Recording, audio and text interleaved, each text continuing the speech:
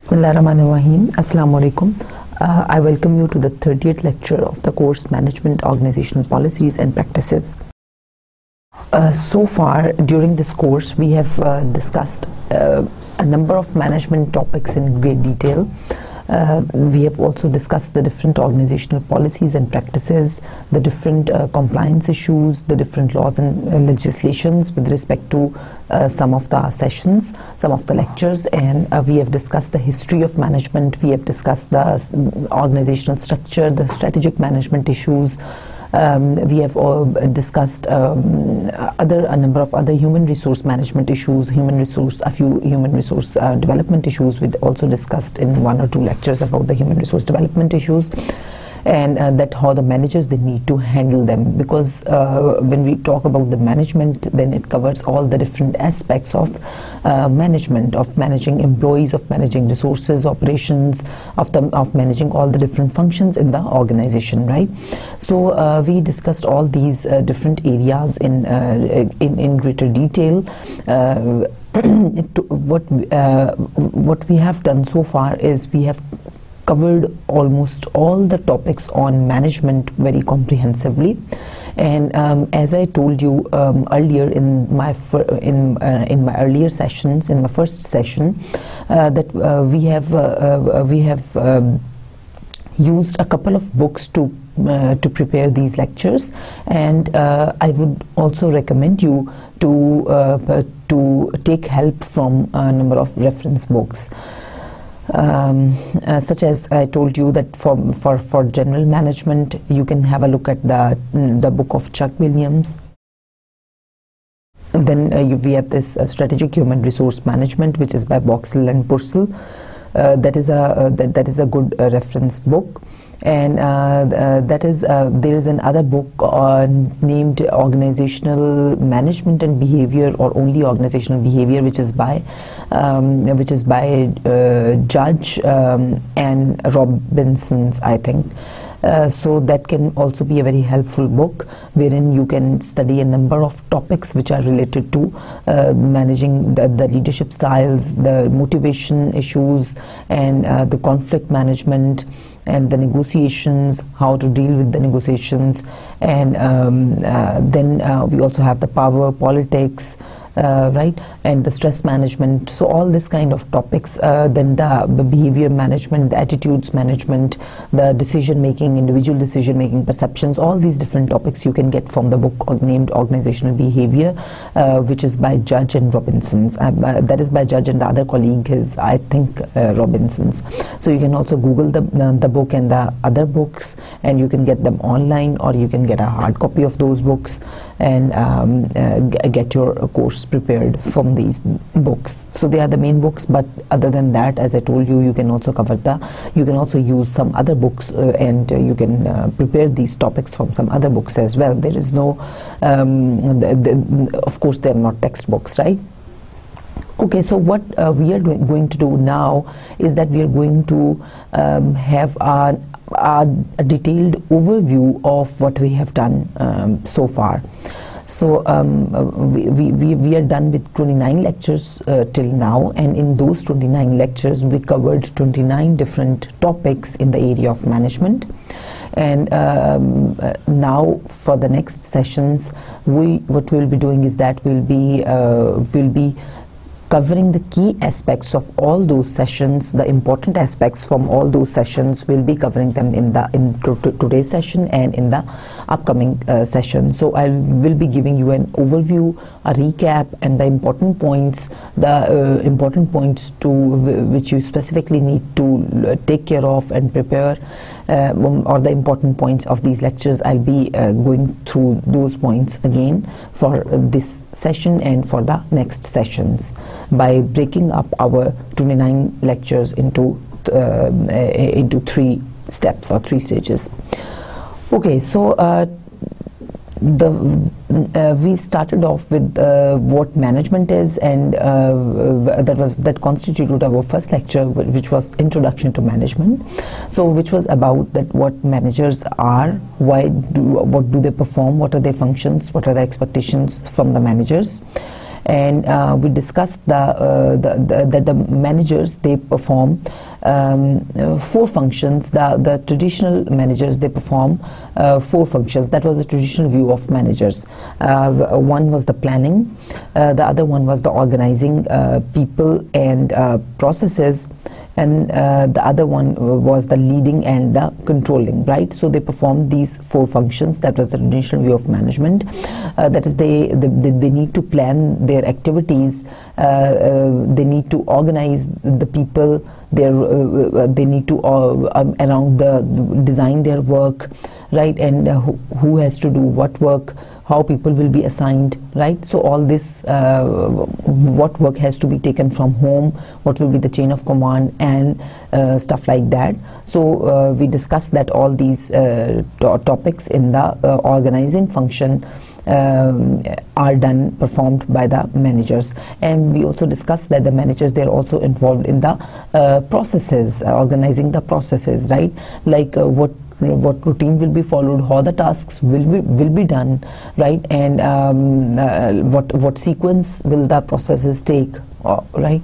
And what will be done before and what will be done after. So these are all the different processes, and organizing these processes, organizing these people, that is the second function of management. Then leading is the next function of the managers. The managers need to be good motivators. They need to be leaders. For the leaders, they need to instill the vision in the people, and they need to change, they need to address the attitudes of the people, and so that the people, they start identifying with the organization, and they start identifying with the goals of the organization, and they start idealizing the leader, right? And the vision of the organization is instilled in the people. So that is what is the leader's role, that to motivate people to do certain tasks and to fulfill organizational goals, even if they have to go beyond their personal agendas and their personal goals. So they basically bypass their personal goals and they identify more with the organizational goals and put an effort to achieve those goals. So leading is a very important function of the managers.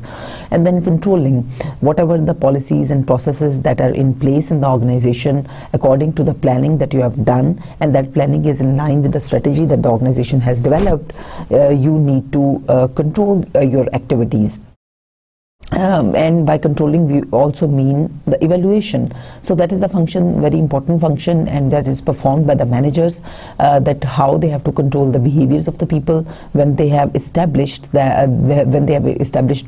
procedures and the processes, and when they have designed the work for the people, right? And the people, they have been told, they have been inculcated that this is the vision and this is the goal of the organization, and this is the work they have to perform, and this is how they have to perform. And after that, whether that work is done that way, whether the activities and the processes are in place or not, that is the control function. So the control function is also handled by the managers as the next stage.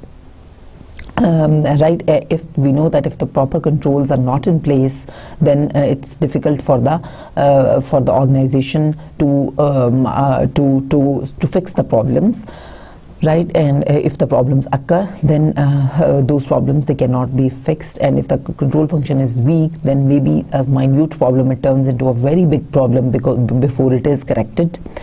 So if there is effective control function at all steps or at the various steps, and the managers, they are committed to this control function, and they are really active about this, and they are actively seeking if there are any drawbacks, or if there are any loopholes, or if there are any deficits in the performance of the people or in the processes, right? So the managers, their commitment is important, and the effectiveness of the control function is important. Otherwise, the small small losses, they can turn into huge losses for the organization. But if the corrective action is there, if the corrective measures are there, and if the mechanism is there that can identify that there needs to be some corrections, or the organizational policies, they are not being implemented in the right way, and the desired behaviors are not being achieved, or they are not being performed, then the corrective action can be taken immediately, and the major issues can be the smaller issues can be stopped from turning into major issues and the major losses, right? So they are the traditional functions of the management, but other than that, we know that the managers, they are also performing the global functions, such as the global, they're managing globally, right? And we know that the world has become a global village, and as a result of the increased cost globalization and market globalization, wherein the costs have merged internationally, and the products are being produced the world over, and the countries and the multinationals, they are bringing in their manufacturing units to the cheaper parts of the world, such as India and China, wherein they can make use of the cheaper raw material and other cheaper services, the IT services, and the labor costs, they're very cheap. Therefore, as that is posing a competition and a challenge for the competitors of the firms also to start producing in the low cost areas and the low cost regions, and as a result it is giving rise to cost globalization. And similarly, the market globalization is there because of the changing trends and the changing convergence in the tastes of the customers and the consumers, and as a result the market is now becoming the same globally, such as the market for jeans, the market for coffee, right, the market for chips, potatoes, the market for Coke. So it is these products, their demand has become very much international, that is global, that is not specific to one part of the world anymore. So, right, so as a result of that, as a result of the convergence in the taste of the customers, there is again a challenge for the managers, that how they have to operate in this global world, how they have to manage themselves in the global world when their competitors have become global. Then of course we know that as a result of the e-commerce and the distributors, they are being bypassed, and many companies, they are offering their services online. It's possible to place orders not directly online from the stores and get them delivered, right? And we have the example of the Amazon.com, we have the example of eBay, right? And this all has a challenge for the managers, and the managers, that is one of the functions in the contemporary styles of management, that is one of the functions that the managers, they need to perform, that how they have to go global. And then the innovation and change, of course, that is an other management function of in the contemporary theory of management, which says that the managers, they need to be innovative, and they need to be adaptive to change, and they need to make their organizations innovative and adaptive to change because of the changing requirements, because of the changes we were just talking about under the head of the global management, that how the markets, they have become global, and how there are new challenges for the organizations, and as a result of that, the managers, they need to take steps to make their organizations innovative and more adaptive. So we discussed the old versus new styles of management, right? Then we had a discussion about the kinds of managers. We discussed that there are the top managers, there are the middle managers, there are the first line managers, and there are the team leaders. And we had a discussion that these different managers, they perform different functions at all the different levels, right? We discussed that the top managers, they basically are responsible for making the strategy of the organization. So the corporate strategy is formed by the top managers, right? And after their the top managers, they collect the necessary information. They scan the environment from the external organization, external macro environment, and then they also scan the internal environment of the organization, and they collect some data, and they have some aspirations and some ideas and beliefs that how they want their organization to be. And as a result, on the basis of certain assumptions that they have about the organization, and on the basis of the data that they collect from the external and the internal market, they develop the strategy of the organization. And of course, these top managers, they're responsible for developing the strategy of the organization, although these top managers, they also get feedback from the from the other levels in the management, and it is encouraged that they involve all levels of managers and the employees also in the strategy development process. Then the middle managers, they are basically responsible for making the so the top managers, they formulate the vision and the mission for the organization as well, and they formulate the strategy and the vision and the mission. So they develop the vision and mission, and on the basis of that, the strategy is developed. And the middle-level managers, they it means that the long-term goals are set by or the long-term vision and the long-term goals are set by the top managers, and the middle managers, they set the intermediate goals. Right? They call meetings with they are basically responsible for implementing the strategies, for making sure that the strategies by the top management, they have been implemented by the first-line managers at the lower level. So the middle-level managers, they basically make intermediate plans, which are neither very long-ranging plans, not short-term plans such as that of 1 year, but they're ranging from 3 to 5 years, and they basically call meetings with the employees at the lower levels, and the first-line managers, they are reportable to the middle managers on how they are implementing the strategy of the organization, what plans they have made and what policies they have made. So they make sure that the strategy is being implemented at the line manager level, right? And they call meetings, and through the management by objectives, they set the targets and the goals, mutually set targets and goals together with the employees, and then have periodic feedback from the employees on whether the goals they have been met or not. The first line managers, they are basically, they make we know that they are they are basically directly they have to supervise the employees, and the employees are accountable, or the employees are reportable to these first line managers, right? And these first line managers, they basically are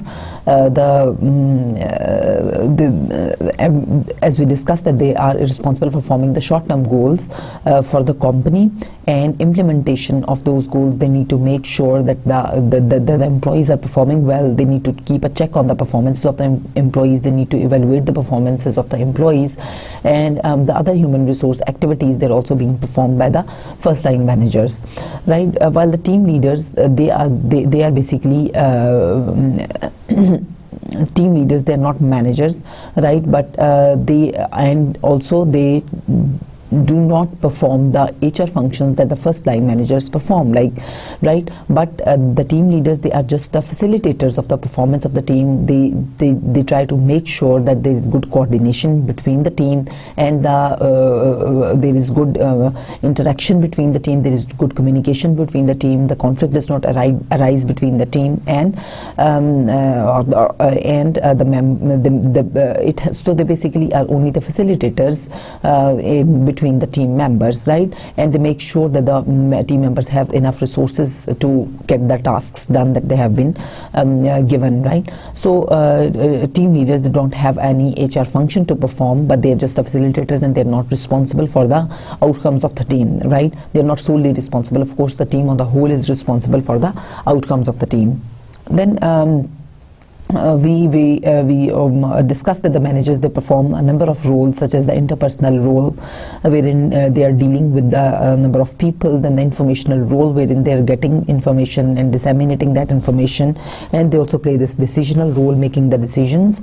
There are 4 types of skills that have been reported to be important, when such as the technical skills to perform the task, the human skills for the good relations with the others, the conceptual skills, the ability to look as a whole, the different functions that are being performed. So that is very important, that you should have those conceptual skills as a manager. Then the motivation to manage is important, of course, to get things done, and a motivation to communicate, and motivation to get things done, right? That is important, another important skill that the managers need to have, right? Then we discussed a number of mistakes that the managers commonly make. We also discussed the first year of management transition, that how managers, they have the at the beginning, what are their expectations, then after one year passes, how they perceive the job of the management, and after 5 years, how do their perceptions about what management is changes, right? Then we had a discussion during our second lecture on how the strategy is developed, right? And we basically discussed two concepts. One was the intended strategy, and the other one was the emergent strategy. And with respect to the intended strategy, we discussed that how intended strategy is basically a planned strategy, and we had a discussion that the intended strategy deals with the proper documentation and proper augmentation, and a written statement of what the organization wants and how that will be achieved, right? So in what direction it wants to go, what would be its line of business, who will be its target market, who will be customers, and etc. So a number of these points, they are discussed in the intended strategy, and it is a planned activity, right? And it is prepared at the top, at the CEO level, and we discussed that how the intended strategy is developed, right?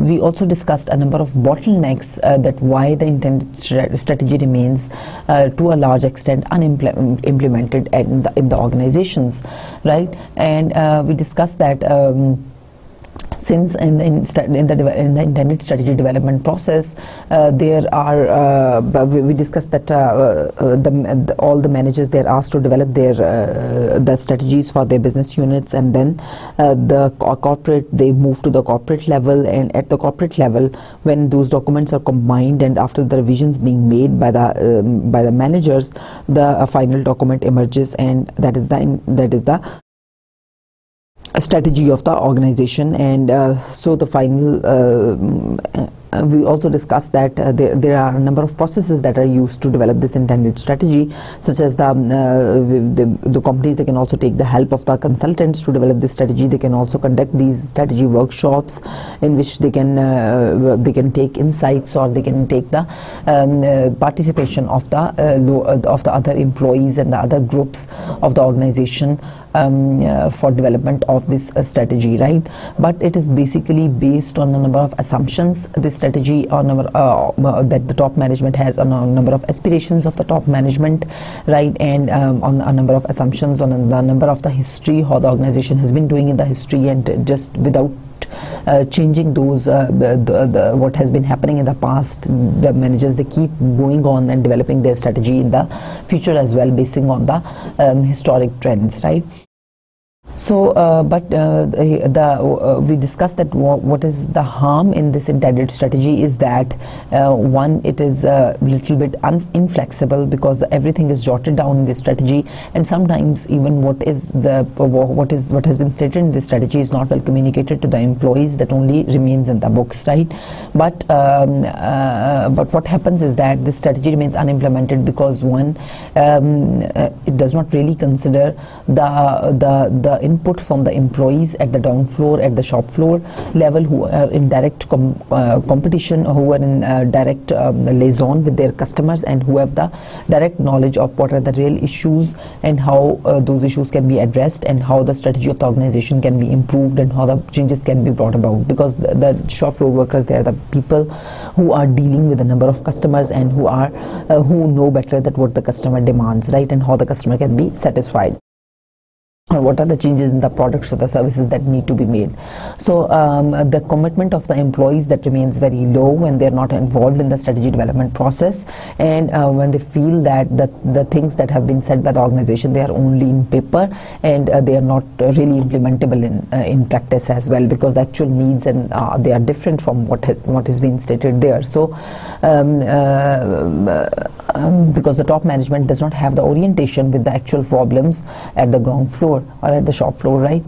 So that is why the intended strategy, we discussed that it is not always successful, and it tends to remain unimplemented to a large extent. On the emergent strategy, on the other hand, we discussed that how the emergent strategy is very much it is more practical, and it is more implemented in the organization, and large part of the emergent strategy that becomes realized because it develops at the shop floor from the lower level employees. There is flexibility and there is adaptability to change in the strategy, right? And the shop floor workers, they can mold their processes, their designs, their work designs, and they can respond to the customer's demands and to the customer's orders.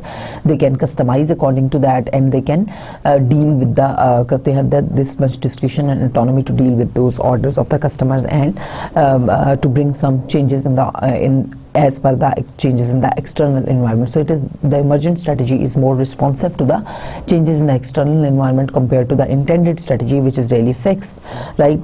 So that is the reason why the emergent strategy is more successful. We identified intended process strategy development in organizations, including the role of vision and command, strategic planning systems, and externally imposed strategies, right? And so we discussed the importance of this externally imposed strategy when we were discussing the intended strategy processes. So we discussed that it's not only consultants, it's not only the projects, the project groups, but it also a number of other factors, such as the strategy can be externally imposed as well, and such as in the case of the Security and Exchange Commission of Pakistan, that is imposing certain regulations on the banks, right, and other corporate bodies, and which affects which influences or which formulates the strategy of those organizations, right? So they are the externally imposed strategies wherein you, as a company, it cannot do anything, and you have to follow that strategy, right? And then we also identified a number of emergent strategy development processes, such as logical incrementalism, in which you constantly keep on adapting yourself to the incremental changes in the external environment. We also keep on bringing incremental changes in your strategy, right? And as a result, this strategy emerges. And then we also discussed the resource allocation processes, that how the managers, only those proposals, they are approved from the employees or the lower level managers, which in the direction in which the organization wants to go, right? So if the organization wants to develop new products, then it will be more and more approving the products that are coming from the lower level managers or the lower level employees who are in the product development, but it won't be catering to, it will be rejecting the projects that are coming on the market development, for example, right, because it's trying to focus on the product development, right? So this is how so it will be allocating more resources on the product development, and that indicates that how this strategy develops, right? And then we discuss the cultural processes, that how they lead to this emergent strategy development processes, and the organizational politics. We saw that the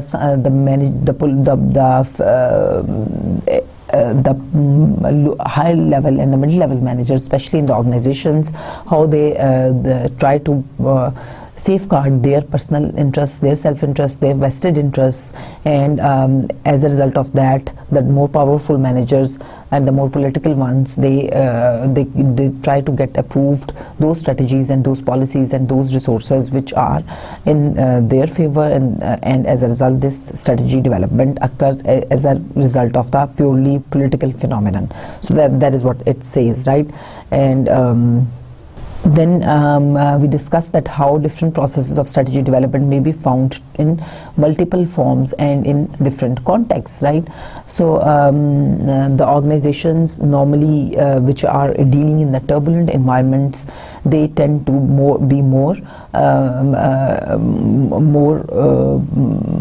focusing on the emergent strategy, because they really need to constantly bring incremental changes and constantly adapt in response to the external environment, right? And therefore they need to have this emergent strategy. In organizations which are more stable in nature, who are operating in stable environments, they are more using this intended strategy, such as Shell is doing, right? And it has very long-term strategic plans for 15-20 years, right? Because there is not much turbulence in that industry. So for example, in the textile industry, if there is not much turbulence, right, and compared to the IT industry, where there is a lot of incremental, there are radical there are innovations in that sector, and as a result the firms, they need to have the emergent strategy. They need to constantly respond to the external environmental cues, right?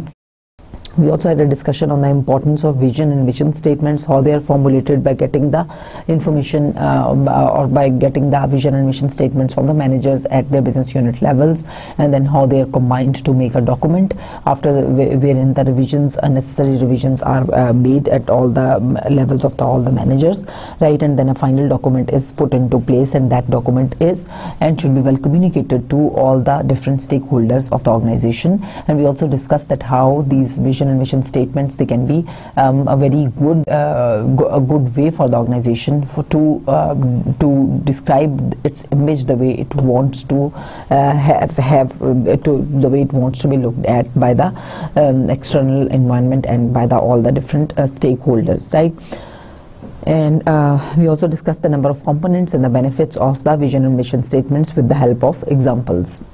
Then we had a discussion on the on the external environment, that how the organizations need to scan their external environment and their internal environment, right? So during the lecture 6, which was lecture 3, which was basically the continuation of the introduction to the strategic management lecture, herein we discussed that when the organization develops the strategy of the organization at the corporate level, then it then it needs to scan the external environment at the time of the strategy development. But it's not only till there, it needs to constantly scan its external environment, and it needs to constantly respond to the changes in the external environment. So the industrial organizational view basically states the same. It says that in order for the firm to remain to gain and sustain the competitive advantage in the industry, it needs to view its macro environment or its external environment, and it needs to develop its strategy according to those environmental factors, right? And we discussed this PESTEL framework.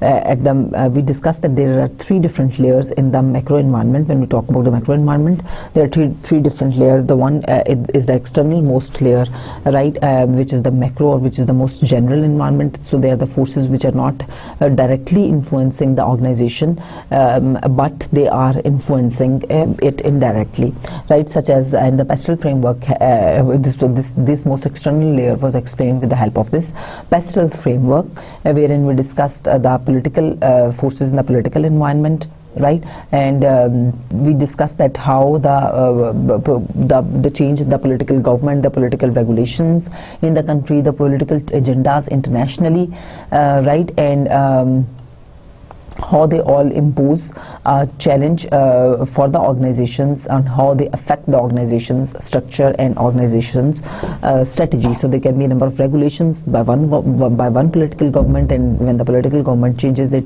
completely alters the regulations. For example, on the its trade regulations, it alters the tariffs, it changes its trade policy, it changes its export-import policy, etc., and it has the impact on the organization.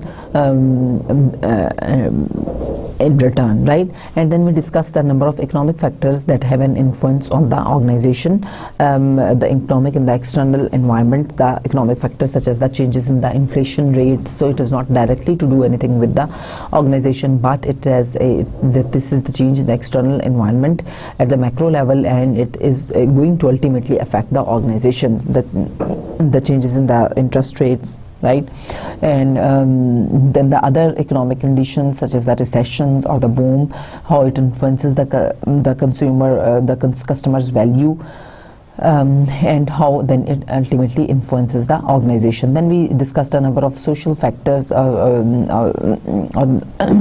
as the changes in the lifestyles of the people and the changes in the tastes of the consumers and more consumerism, etc., how they are influencing the organizations. Then we discussed that the technological environment or the technological factors, they are also in the very big players in the macro environment that influence the organization. The changes in the technology, how fast the changes are in the technology, what are the policies of the government vis-a-vis the transfer of technology, right? And what is the rate of obsolescence of the products, what is the rate of the transfer of new technology in the country, right? And how much the government is investing in R&D, how much is the government is supporting R&D. So all these different aspects, they are coming under this technological aspect, and they are influencing the organization at the macro level. Right, and then we also discussed the number of environmental factors that how they influence the organization, the different environmental laws and the environmental regulations, right? Their influences on the organization, and we discussed the legal factors as well that influence the organization, right? The different legal frameworks. Then we had a discussion about the inner layer that the organization faces, which is the industry environment, and we discussed it with the help of the Porter's 5 forces model, right? And we discussed that they are basically this industry is wherein the organization is operating, and they have a direct influence on the organization compared to the macro environment, which is an indirect influence on the organization. The industry environment has direct influence on the organization, and organization can also affect them, the industry environment, directly, right? But at the macro environment, the organization cannot affect that macro environment, although the macro environment can hugely affect the organization, and the effect can be so huge that it can even push the organization out of business. So we discussed the different 5 forces in this, such as the power of the buyers and the power of the suppliers, and we discussed that the entry barriers, the different substitutes available, the competitive rivalry. So we discussed all these different factors, that when the buyer is more powerful, or when is the bargaining power higher of the buyer, and when is the supplier more powerful, when is the bargaining power of the supplier greater, and what can be the different barriers to the entry of the new entrants in the organization, and if you're a new entrant, what strategy you can adopt to overcome those barriers, right? And we also discussed the concept of the substitutes, that how those substitutes can be a challenge for the organization, and your competitor or some new entrant can come in the industry with bringing in all together with bringing a complete substitute product for your product, such as the tea for coffee.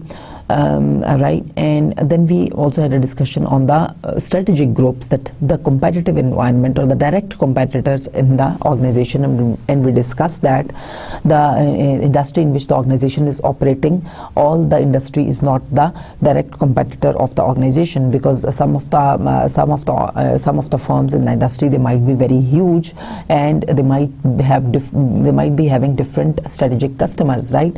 So they might be having very niche strategic customers, and the clientele might be very much niche, right? And they might be producing very high quality goods and charging very premium price, such as if I give you an example of a big superstore and that of a corner store. So they both are into the retailing business, the big superstore and the small corner store. right? They're both in the retailing business, but their target market is different, right? Their strategic customers are different, their locations are different, the strategic locations are different, right? The corner store, it may not be having the goods of very good quality goods, right? And it may not be at a very important or very key location, right? Very strategic location, right? And so its customer base would be different, right? The product range and the values of the products that would be different compared to the products that are available in the big superstore, right? So this is how the strategic they fall into the strategic groups are the ones wherein who are in the same line of business and who have the similar who have similar customers, who have similar products or using similar technology. So there are similarities on a number of areas, then they form then they come under the same strategic group, and then they are your direct competitors, because otherwise when you're doing your analysis and you're calculating your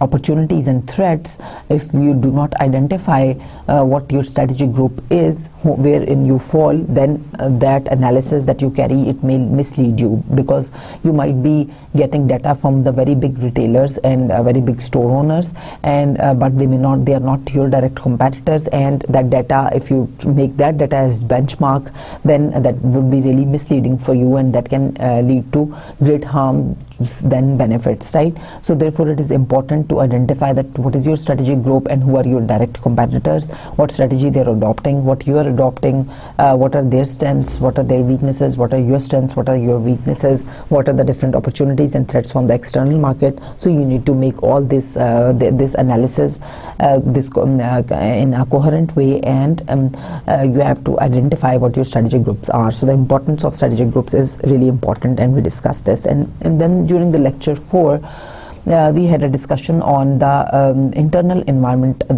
the organization, and we saw that as opposed to the external environment, whose focus was that try to scan the environment and try to analyze that what are the different forces in the external environment that are influencing you, how you have to deal with those external forces, and that view basically really focused on the external environment and how you have to deal with that environment, right? During the lecture 4, the resource-based view was discussed, and this view basically emphasized that it's not only the industrial environment, or it's not only the external environment that is important, although you need to have information on the external environment, on the opportunities and threats, but you also need to know what are your strengths and weaknesses, right? So this view basically stated that it's an organization can gain competitive advantage, but for the sustaining of that competitive advantage, it can only be sustained through the human resources of the organization, right? So so it termed those the internal resources and the strengths. The view emphasized that the organization needs to identify its strengths and weaknesses, and it needs to have its resources, the internal resources. It needs to identify its internal resources that are its strengths, and those strengths can be capitalized and they can give sustainable competitive advantage to the organization, right?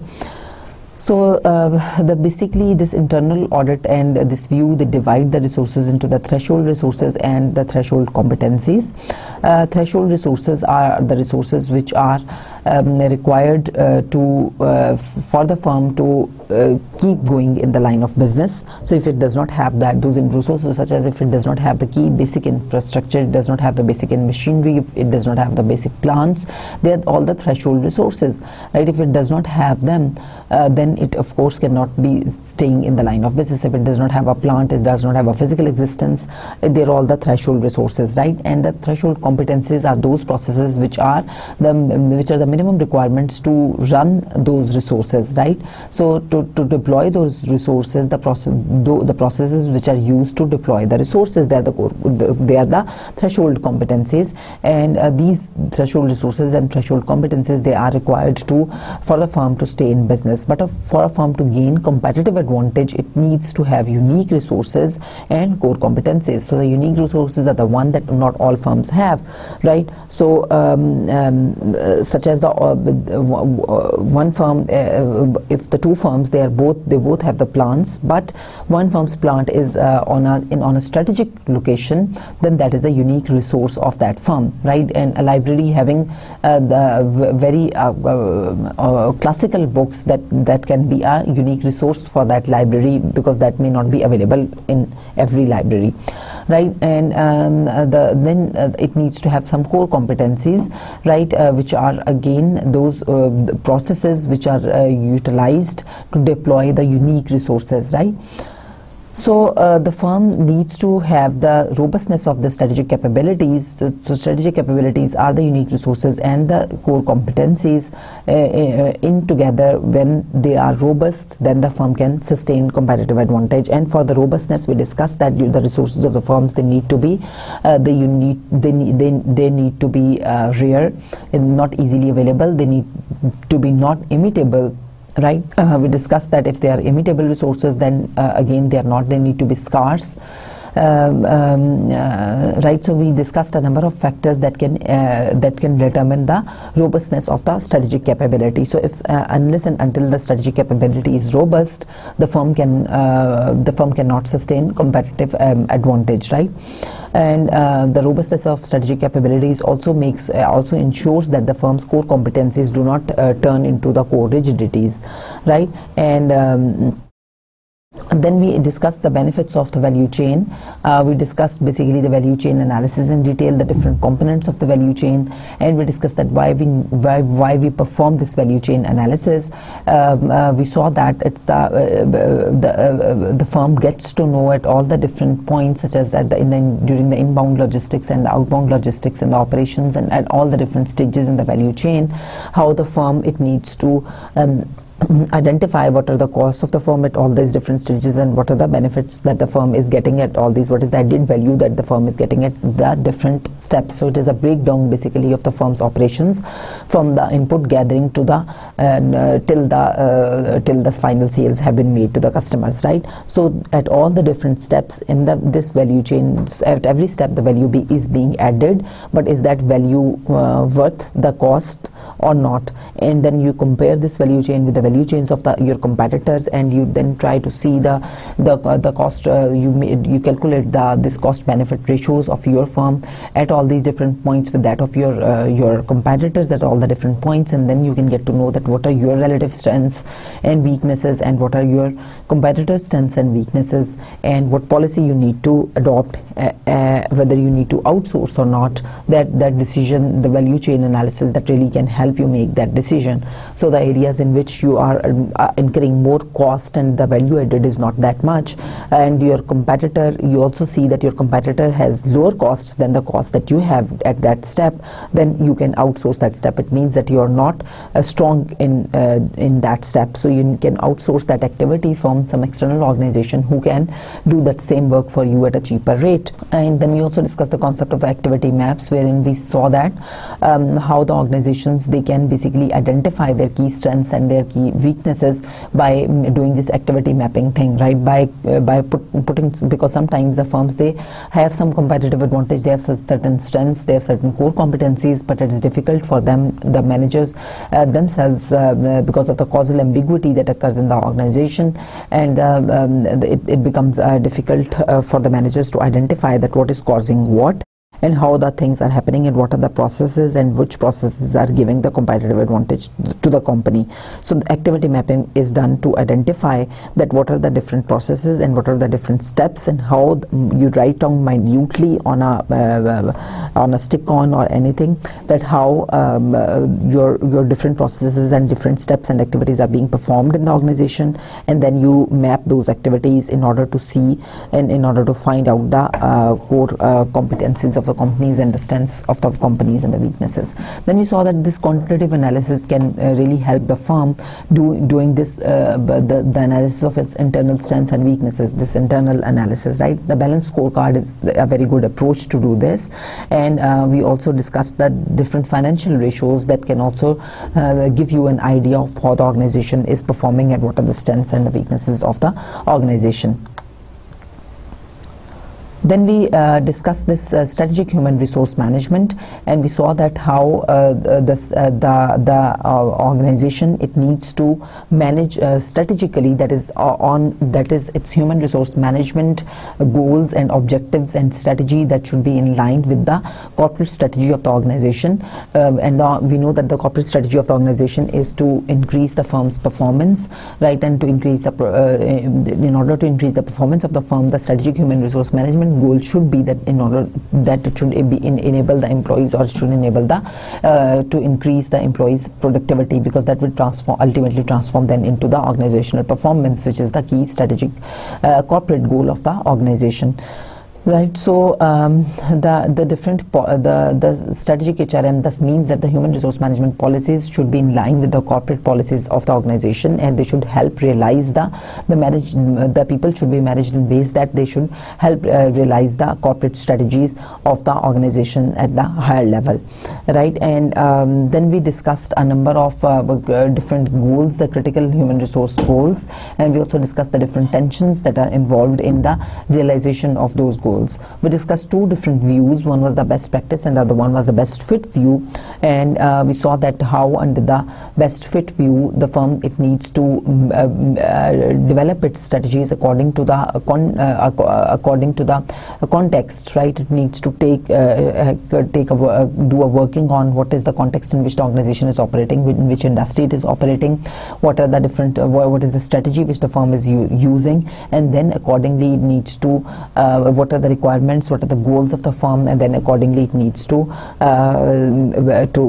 select its human resource management practices. So and the best practice view, we discussed that it is about that one size fits all. So that is the approach that is being followed in this best practice view, and it says that the best human resource practices, they are universal, and if they are adopted, those set of human resource practices, if they are adopted at any part of the world, they are going to give the firm a benefit, right? And all the firms, they can take advantage of those practices wherever those firms are, in whichever sector they're operating.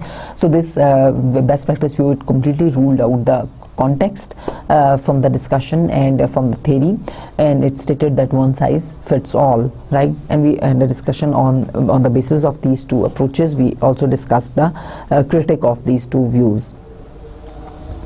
Then during our sixth lecture, we discussed the nature of the management jobs and how they create the possibility for ethical abuses, right?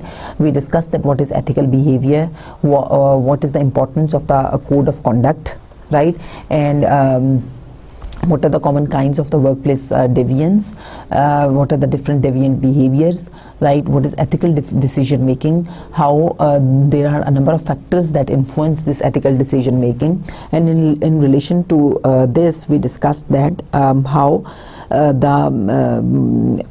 ethical behavior is basically, we discussed that how the organizations, they need to have a proper code of conduct in place, which determines that what is the ethical behavior, what are the ethical ways, what are the good ways of behaving, and what are the bad ways of behaving, and what is accepted and what is not accepted, right? And the organizations that have this code of conduct, it does not mean that they are not at all unethical, but the probability and the chances and the research shows that the organizations, they tend to behave more ethically when they have a code of conduct than when they don't have a code of conduct, right?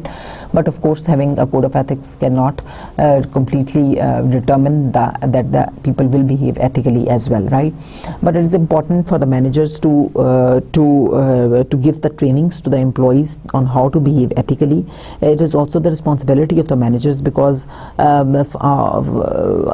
one of the studies, in one of the researches, it was found that from the different factors that influence the ethical decision making or the ethical behaviors of the employees, the most major influence on the ethical behavior is the organizational factors, the deadlines that are given by the organizations, and the tough targets that are given by the managers, right? So it is the manager and the organization itself that is mostly responsible for the non-ethical behavior on the part of the employees, right? So if the managers, they give realistic targets, only ambitious targets, but realistic as well, then the employees, they may not feel that much stressed, and they may not perform unethically to achieve their goals and their deadlines and their targets, right? So the managers, their responsibility falls on the shoulders of the managers as well, greatly, right?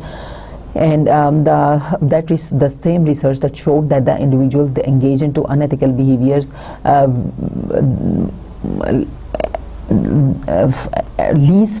the least owing to their personal reasons, right? So for example, for getting their promotions, etc., and for taking other unethical or for taking other advantages, they engage least in the unethical behavior, right? So the greatest determinant of unethical behavior is the organizations and the managers, right, and the commitment of the management. So if the management is committed, it should reward the positive ethical behavior, and it should punish the unethical behavior, right? So there should be reinforcement, both positive and negative. Then during our next lecture, we discussed the concept of organizational stakeholders, and we distinguished between the shareholder model, and I told you the history of the shareholder model, and we also discussed the stakeholder model, and we saw that how under the shareholder model the responsibility is only to maximize the profits and giving and satisfying your shareholders. But under the stakeholder models, there are a number of stakeholders that the organization has, such as the employees, the customers, the general public, the environment, the social responsibility, and the shareholders as well. They are all the stakeholders in the organization, and the organization is responsible towards all those different stakeholders, right? And it should fulfill its duties, its responsibilities towards all those different stakeholders. Then we also had a discussion on the social responsibility, that how the organization it needs to manage its environment, it needs to have an understanding of the environmental management, and it needs to perform in ways that are socially ethical and that are socially responsible ways, right? And then we discussed the costs and the different costs and the benefits of planning. We discussed the top level, medium level, and the bottom level plans. We also discussed the special purpose plans and for change, for contingencies, and the product development processes. During our 8th lecture, we had a discussion on basically the rational decision making. We discussed the difference between this bounded rationality and the rational decision making, and we saw that how the managers, when they have to make certain decisions, how they first have to identify the problems, then how they have to see that what are the different alternatives to solve those problems, then they have to give the weightage to all those different alternatives, and they have to evaluate those all the different alternatives that are available to solve the problem, and they have to prioritize those alternatives, and then they have to make selection of the alternatives which are the most suitable ones, the most suitable choices, and then they arrive at the rational decisions basing on the data that they have collected, right? But in reality, we discussed that the rational decision making does not happen. It's not possible because of a number of constraints that the managers face in terms of the time, and in terms of the money that is involved, and also in terms of the limited analytical approach that the managers have. So if they get all the possible information on a problem, right, and scanning and analyzing and processing that information is not possible for the manager, and the manager is not, we do not expect from the manager that he is aware of on all the different areas. He has full command and knowledge, and he can make his analysis correct by gathering all the information. So managers, they also have the limited analytical skills, and they have limited the information, and they also have the limited time, and they also have the limited information, because to collect all the information on a particular problem is also not possible. So what the managers do is that they try to get as much information as they can, and on the basis of that information they make certain decisions, right? And that is the bounded rationality. Then we also discussed that how the decision making can be improved, and how group decisions and group decision making techniques can improve decision making, right? Because when you enter into this group decision making, we had a discussion that how this group decision making can basically enhance the probability, because it can give more diversity and it can give more ideas, and as a result it can challenge the status quo, it can challenge the existing assumptions, and it can be more participatory as well on the part of the group members, and as a result the decision making, it can improve, right? Then we have a discussion on the functions of communication, and the different communication process and the model. We discussed that how the communication is both is downward, how it is upward, and the lateral communication. We also discussed that the verbal, written, and non-verbal communication, what are the difference between these different forms of the communication, and how the verbal communication is most rich, and how you get very quick feedback on the verbal communication, whereas that the feedback is not quick from the written communication. When you're sending emails or when you're writing memos, then the language and the way that information is decoded by the listener or by the viewer, right, that is not very much rich in the written communication as it is in the verbal communication, where you get instant feedback, right, and instant and overt feedback, whereas in written communication sometimes you can wrongly decode the data, and because of the noise, because of the lack of the richness of that channel of email, etc., right? And we also discussed the non-verbal communication, which is by way of your body gestures or by way of your body language, such as if you're coming if your supervisor is coming close to you and then talking to you, it gives a sense of closeness, right? And it is a non-verbal gesture, which can be taken as a good gesture for the employee or for the subordinate, right? And for instance, you're asking an employee that don't come to your office yet, or you don't have time yet because you have a meeting, right? But you are telling it in smiling in a pleasant way, that will give a different meaning. And if you are saying that okay, let's have a meeting, but you're saying it in an angry way or in a not so willing way, then that will give a different meaning. So this is how the non-verbal communication can change the decoding of the message, right? Then the formal communication networks, we had a discussion on those. We had a discussion on grapevine, that how the employees, they enter into grapevine when there are a number of rumors about the things that are important to the employees, and when they are not being disclosed by the managers, and those rumors, they spread in the organization among the employees, and what are the consequences of this grapevine, how this grapevine it can be avoided, what are the steps that the managers can take. Then we discussed the choice of channels and the channel richness. We saw that which channels they should be chosen, when which channels should be chosen, right? So for example, if you have to to terminate an employee, of course you should not do it by way of email, but you should do it by way of a personal call, and you should do it verbally by face-to-face interview with the employee, right?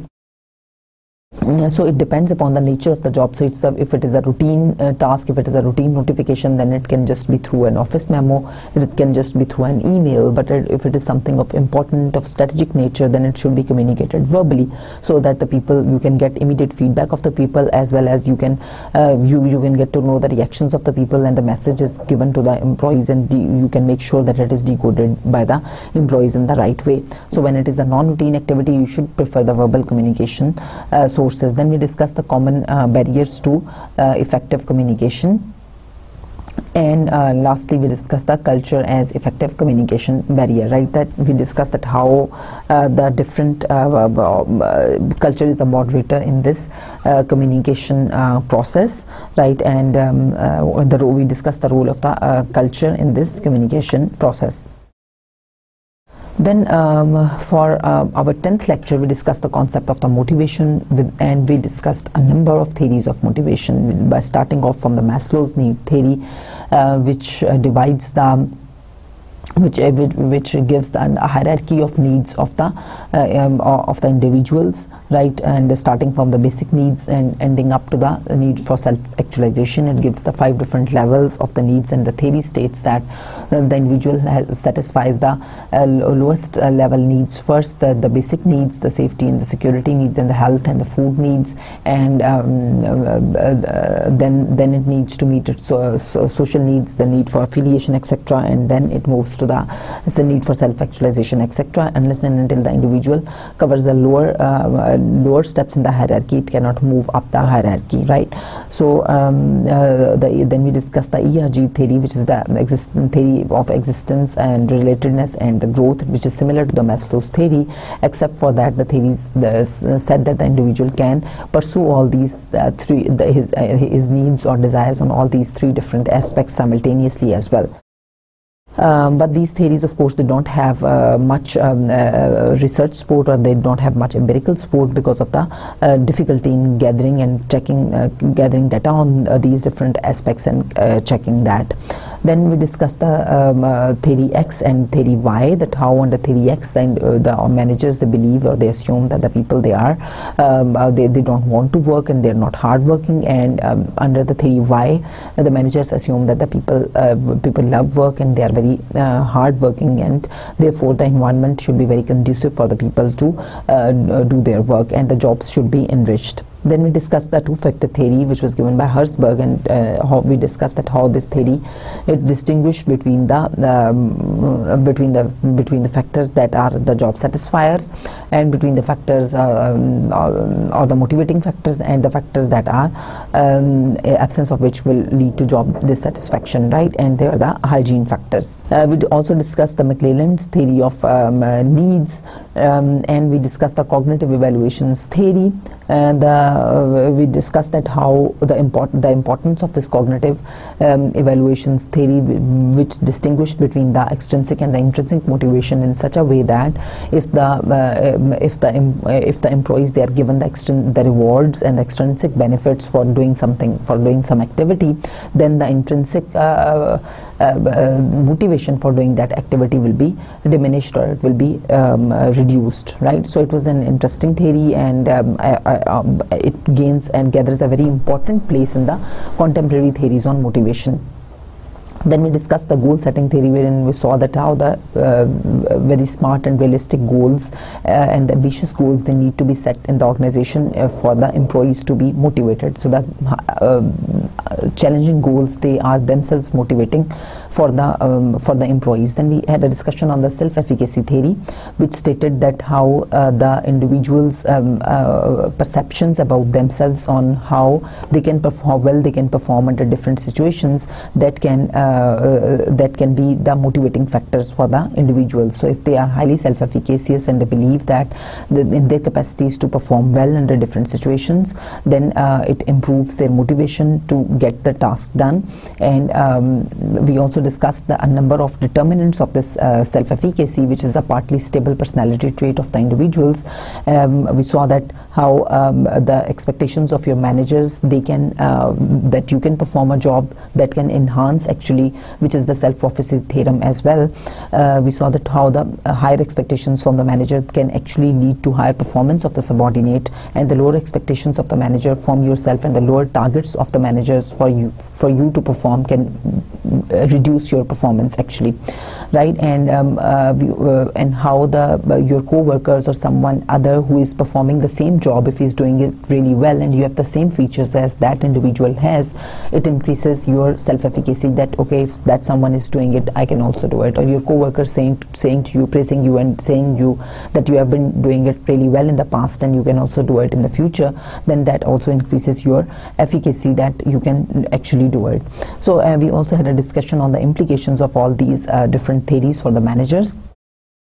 that how what are the implications of these different what are their strengths, their weaknesses, their limitations, their drawbacks, and how managers can benefit from all these different theories, how the managers they need to understand the different motivations of the individuals, and if because unless and until they understand the different motivations of the individuals, why they are working, how they are working, what is motivating them, what is demotivating them, and then they need to customize their human resource management practices according to the motivations of the individuals.